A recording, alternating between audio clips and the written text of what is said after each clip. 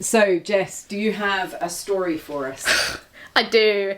So this was actually the end of my first week being a vet, and I had a nice week of vaccines, nice and relaxed, and I thought I'll challenge myself. So I took in a Lethargic Cat. Did my whole spiel of going, hi, I'm Jess, I'm your vet, I hear that your cat, well, say they're called Angel, hasn't been feeling well, like, what's been happening? The guy turns around and he goes, well, she's not really been moving much. So I go, okay, has she managed to get up to sort of pee? Has she eaten, drank anything at all? Just kind of takes the lid off the carrier and goes, no, she's just been like this for 3 days.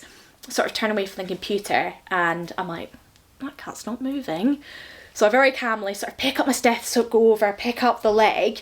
The whole cat comes with the leg, put a stethoscope on, and I'm just listening there going, what do I do? So I very gently put the cat, because stiff as a board, back down, fold up my stethoscope and just go, I'm really sorry, sir, there's nothing I can do here. The guy just goes, oh, right, what next? I was just like, I don't know. But according to my receptionist, is that apparently his poor little daughter was waiting outside and turned around and went, so what did the vet say? Is she going to be all right? I was going, no, not with a 3-day not moving cat, I'm afraid.